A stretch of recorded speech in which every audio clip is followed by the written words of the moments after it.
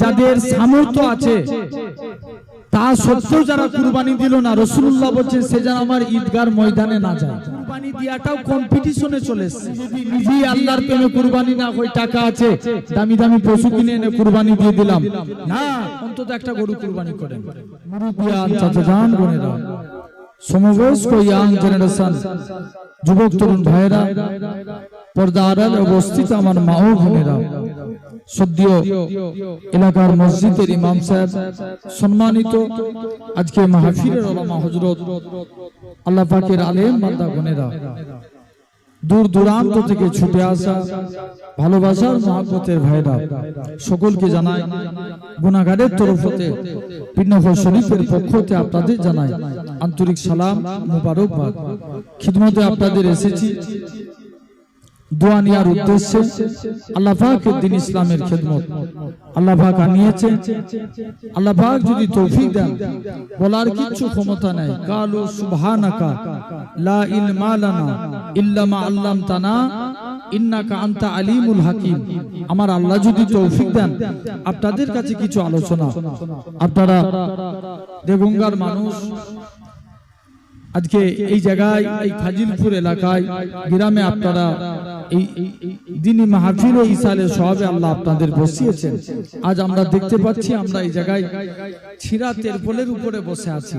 আমার আল্লাহ চাইলে পারে একদিন আল্লাহ আপনাকে জান্নাতি সিংহাসনে বসাবে। জোরে বলে, যতজন বসে আছি আমরা যদি সবাই মিলে মুখ দিয়ে সুবহানাল্লাহ বলি, গুনাহ না সওয়াব। জেনে রেখে দেন, হাদিস পাকে এসেছে সুবহানাল্লাহি বিহামদি সুবহানাল্লাহিল আযীম।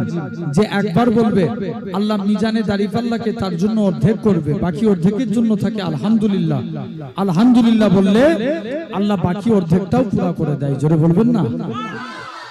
তথাপিও দেখেন, কে বলবেন না বলবেন এটা কিন্তু আল্লাহ শুনতে পাচ্ছেন। আমরা হয়তো মুখ দিয়ে ফাঁকি দিতে পারি, কিন্তু আল্লাহর কাছে ফাঁকি দিতে পারবো? আল্লাহর কাছে দেয়া যাবে না। তথাপিও সাধারণ চিন্তা করে দেখেন, আজকে আমাদেরই মধ্যে একদল মানুষ আছে এই টাইমে আরামের বিছানার মধ্যে, যে হারে গরম চলছে এখন 43 ডিগ্রি, 42 ডিগ্রি, 40 ডিগ্রি, আজকে তো 41 ডিগ্রি আছে। জেনে রেখে দেন, যে হারে গরম যাচ্ছে, এত গরমের মধ্যে দেখেন আমাদের মধ্যে একদল মানুষ আছে এই টাইমে আরামের বিছানার মধ্যে ঘুমাচ্ছে। আছে না? আরো কত মানুষ আছে দেখেন এই টাইম হসপিটাল বলেন, নার্সিং হোম বলেন, বিভিন্ন জায়গায় অসুস্থ অবস্থায় বিছানার মধ্যে পড়ে আছে।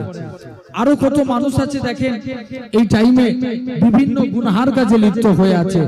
আরো কিছু মানুষ আছে এই জায়গায় না বসে সাইডে ঘুরছে। তবে আল্লাহ পাক কত বড় দয়াবান, কত বড় মেহেরবান, যে আল্লাহ আপনার আমার শরীরকে সুস্থ রেখে সবল করে তামাম গুনাহ থেকে দূরে সরিয়ে রেখে এমন এক জায়গায় বসিয়েছেন যে জায়গাটায় বসলে আল্লাহ এমনি গুনাহ মাফ করে দেয়। জোরে বলা গেল না? শুধু তাই নয়, আমরা এই জায়গায় বসলে ফায়দা কি? হাদিস পাকে এসেছে ইন্নামাল আমালু বিন্নিয়াত। এতটুকু ছোট্ট হাদিস, এই হাদিসের ব্যাখ্যা অনেক বড়। আল্লামা মোল্লা কারি রাহমাতুল্লাহ আলাইহি বলছেন, মানুষের ইবাদত দুই প্রকার, একটা ইবাদত, একটা গায়ের ইবাদত। আমরা নামাজ পড়ি, এই যে এত সুন্দর মসজিদ তৈরি হচ্ছে, নামাজ পড়ি কাকে খুশি করার জন্য? সবাই মিলে বলেন আল্লাহকে। এটা ইবাদত। আপনি রোজা রেখেছেন আল্লাহকে খুশি করার জন্য, এটা ইবাদত। কিন্তু আপনি যে এই লাস্টে তাবারক হিসাবে বিরিয়ানি হয়েছে, তাই তো, বিরিয়ানি খাবো কি বাড়িতে ভাত খাচ্ছেন, এটা কি আল্লাহর জন্য না নিজের জন্য? নিজের জন্য। ভাত খাবেন, মনে মনে যদি নিয়ত করেন আল্লাহ ভাত খাবো, শরীরে ক্ষমতা বাড়বে, বেশি বেশি করে তোমার ইবাদত বন্দেগী করব, যতক্ষণ আপনি ভাতের থালায় থাকবেন আল্লাহ মুস্তাহাব সওয়াব দিতে থাকবে। মনে করেন এটা মধ্যরাত পর্যন্ত জলসা, আপনি বাড়িতে যাচ্ছেন ঘুমাতে যাচ্ছেন, ঘুম কিন্তু আল্লাহর জন্য না নিজের জন্য। আপনি ঘুমাতে যাচ্ছেন, মনে মনে নিয়ত করেন আল্লাহ সকাল সকাল ঘুমিয়ে পড়ছি, উঠে ফজরের নামাজটা আদায় করব। যতক্ষণ আপনি ঘুমের মধ্যে থাকবেন আল্লাহ আপনাকে মুস্তাহাব সওয়াব দিতে থাকবে। জোরে বলবেন না? তাহলে জেনে রাখেন আজ সেই জায়গায় আজকে আমি এসে বসেছি, আল্লাহ কবুল করে নেন আমার সোনার ভাইরা। তাহলে আল্লাহ এত বড় নিয়ামতপূর্ণ এই জায়গায় যদি আমরা নিয়ত করে বসি আল্লাহ ইসলামকে জানার জন্য, ইসলামিক জ্ঞান হাসিলের জন্য এই জায়গায় বসেছি, বাড়িতে বসে সারা রাত নফল ইবাদত করলে যা সওয়াব পাবেন এই জায়গায় 1 ঘন্টা বসলে আপনি তার থেকে বেশি সওয়াব পেয়ে যাবেন। তথাপিও দেখেন তাহলে যে আল্লাহ এই জায়গায় বসিয়েছেন, সর্বপ্রথম আল্লাহ পাকের দরবারে একটু শুকরিয়া আদা করি একসঙ্গে মিলে। আল্লাহর কুরআন বলছেন লা ইন শাকারতুম লা আযীদান্নাকুম, আল্লাহ বলছে বান্দা তোমরা আমি আল্লাহ আমার শুকরিয়া আদা করো, আমি আল্লাহ তোমাদের নিয়ামত ভরিয়ে দেব। জোরে বলা গেল না? তাহলে একসঙ্গে মিলে বলি আলহামদুলিল্লাহ। আরো খুশি মনে শুধু এই বাইরে, ভিতরে যারা বসে আছেন আপনারা চুপ করেন, বাইরের মানুষগুলো বলেন তো আলহামদুলিল্লাহ।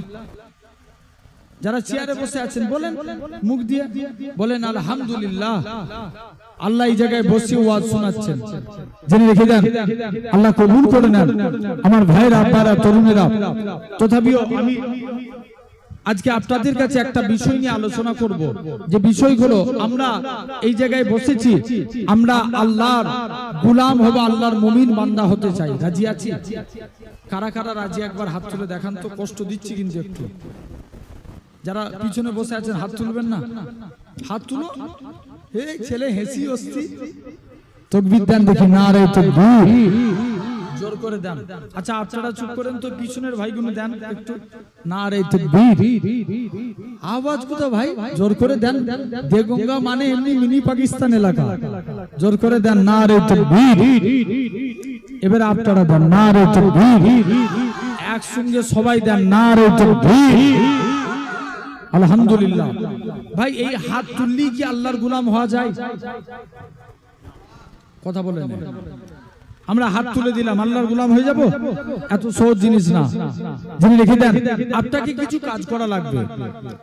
আমি ইনশাআল্লাহ আপনাদের কাছে একটা একটা করে বলবো, সাথে তথাপিও দেখেন এমন একটা চাঁদ, যে চাঁদে আমরা বসেছি, অবশ্যই তো এই চাঁদ সম্পর্কে একটু কথা বলতেই হয়, কারণ আমাদের টাইমটা অর্থাৎ আর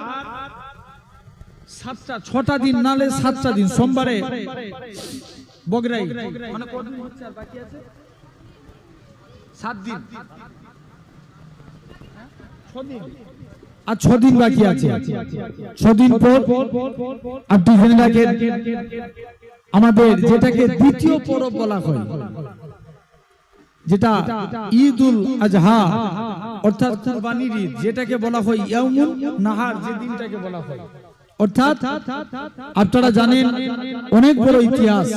এই দিন আল্লাহ ইব্রাহিম নবীর কুরবানিকে কবুল করেছিল, উম্মতের জন্য আল্লাহ শরিয়াতের বিধান করে দিয়েছে। জোরে বলা গেল না? মনে করেন একটা গরুতে কজনের নাম দেওয়া যাবে? 7 জনের। একটা গরুতে 7 জনের। যদি আল্লাহ রাসূল বলছেন তোমাদের যাদের সামর্থ্য আছে তা সত্ত্বেও যারা কুরবানি দিল না, রাসূলুল্লাহ বলছেন সে যেন আমার ঈদগার ময়দানে না যায়। কে বলছেন এটা? আল্লাহ রাসূল বলছেন যাদের সামর্থ্য থাকা সত্ত্বেও কি দিল না? কুরবানি দিল না। সাহেব নিসাব পরিমাণ সম্পত্তি যারা মালিক, তাদের জন্য কুরবানি দেওয়া ওয়াজিব। জেনে রেখে দেন আমার ভাইরা, আব্বারা, তরুণেরা। আজ তাহলে সেই কুরবানি যেদিন ইব্রাহিম নবী, আল্লাহ ইব্রাহিম নবীকে আল্লাহ ডাক দিলেন, ইব্রাহিম যাও তুমি আজকের দিনে আমি আল্লাহ আমার প্রেমে কুরবানি করো। কিতাবে ইব্রাহিম নবী 100 উট কুরবানি করলেন, কবুল হলো না। অবশেষে ইব্রাহিম নবীকে আবার আল্লাহ বললেন ইব্রাহিম যাও তুমি কুরবানি করো। ইব্রাহিম নবীর কুরবানি কবুল হলো না।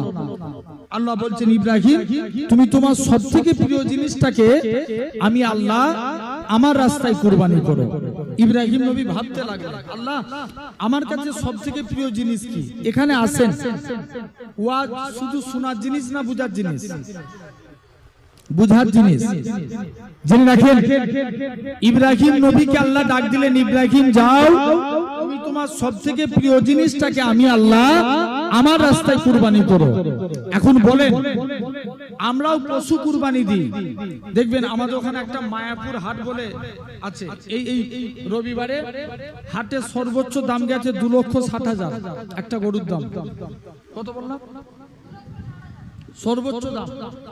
এখন বলেন, দেখবেন এখন আমরা কুরবানি দিয়াটাও কম্পিটিশনে চলে এসেছে, হ্যাঁ কি না? মনে করেন দেখবেন এই সব জায়গায় তো এরকম না, কিছু কিছু জায়গায় আছে অমুক জন মানে ওর সঙ্গে ওর একটু ইগোর লড়াই আছে, কারোর সঙ্গে কারো। ও যদি 20,000 দিয়ে গরু কিনে নিয়েছে, এই 25,000 দিয়ে কিনে নিয়ে আসবে। কথা বলেন, আরে হ্যাঁ না বলো ভাই। এই যে টাকার লড়াই চলছে, এতে করে কি কুরবানি কবুল হবে মনে হয়? কুরবানি করার আগে আগে নিজেকে আল্লাহর প্রেমে কুরবানি হতে হবে, এটার নাম হলো কুরবানি, ঠিক কি না? কথা বলেন। আমি যদি নিজেই আল্লাহর প্রেমে কুরবানি না হই, টাকা আছে দামি দামি পশু কিনে এনে কুরবানি দিয়ে দিলাম না, জেনে রেখে দেন ইব্রাহিম নবী আল্লাহর প্রেমে কুরবানি হয়েছিলেন। কেমন? ইব্রাহিম মনে মনে ভাবতে লাগলেন, আল্লাহ আমার কাছে আমার প্রিয় জিনিসটা কি? মনে মনে চিন্তা করছেন, আমি তো 100-200 উট কুরবানি করে দিতে পারলাম, কিন্তু আল্লাহ তো কবুল করলো না। সব থেকে প্রিয় জিনিস যাই, তিনি একদম বার্ধক্য বয়সে সন্তানের পিতা হয়েছিলেন। বলছেন, আল্লাহ আমার কাছে আমার সব থেকে প্রিয় জিনিস হচ্ছে আমার ইসমাইল। এর আগের ইতিহাস শুনেন, ইসমাইল নবী, ইব্রাহিম নবী যখন ইসমাইল নবী হলেন, বেশিরভাগ টাইমটা ইব্রাহিম নবী ইসমাইল নবীর কে নিয়ে সময় দিতে থাকতেন।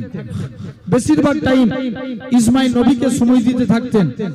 আল্লাহর ফারিস্তারা বলা কোয়া করে, আল্লাহ ইব্রাহিম মনে হয় আর তাকে আগের মতন আর ভালোবাসেন। কে বলছেন? কথা বলে না, একটু সরাসরি দিতে হবে তো। কারা কারা কথা বলছেন? ফারিস্তারা বলছেন, আল্লাহ ইব্রাহিম নবী মনে হয় আগের মতো আপনাকে ভালোবাসে না। আগে সব সময় আল্লাহ আল্লাহ জিকির করতেন। কোন ইব্রাহিম নবী? একটা ভিখারি গেছে হুজুরের দরবারে, ইব্রাহিম নবীর দরবারে, যে সুবহানাল্লাহ যে আল্লাহু আকবার, সুবহানাল্লাহ যে আলহামদুলিল্লাহ যখনই বলে, ইব্রাহিম নবী খুশি হয়ে তার সম্পত্তির অর্ধেক দান করে দিলেন। জোরে বলো। বলছে, তুমি কি আরেকবার ওই নামটা বলতে পারবে? মুসলমান বলে ছেলেমেয়েরা, বাবা তরুণেরা, হে নবী ফেরেশতারা, হযরত ইব্রাহিম নবী কাছে ওই ব্যক্তিখানা আরেকবার বলে সুবহানাল্লাহ আলহামদুলিল্লাহ আল্লাহু আকবার। যখন এই আল্লাহর প্রশংসা করতে লাগে, ইব্রাহিম নবী সম্পত্তির অর্ধেকখানা দান করে দিলেন। ইব্রাহিম নবী বলে, আল্লাহ পাকের বান্দা তুমি কি আরেকবার বলতে পারবে? বান্দাখানা জবাব দাও, ইব্রাহিম নবী তুমি তো সব সম্পত্তি আমাকে দান করে দিলে, তবে এখন কেমন করে আমি যদি বলি তুমি আমাকে কি দান করবে? ও যুবকেরা, ও ফাজিলপুরের মানুষেরা, শুনে গেরা, হযরত ইব্রাহিম নবী বলেছিলেন, আল্লাহ পাকের বান্দা যদি তুমি আরেকবার আল্লাহর প্রশংসা গান শোনাও, আমি ইব্রাহিম নবী চিরজীবন আপনার গোলামি করে কাটিয়ে দেব। শুধু আল্লাহর প্রশংসাটা শোনার জন্য সেই ইব্রাহিম নবী বলছেন, আল্লাহ বলছে, দেখ আমি ইব্রাহিমকে পরীক্ষায় ফেলছি। পরীক্ষায় ফেললেন, ইব্রাহিম যাও তুমি তোমার সবথেকে প্রিয় জিনিসটাকে কুরবানি করো। মুসলমান ছেলেমেয়েরা, বাবা তরুণেরা, হে নবী ফেরেশতারা, হযরত ইব্রাহিম নবী ইসমাইল নবীকে নিয়ে চলে যাবে, বলা চুরি চালা, চুরি চলে না।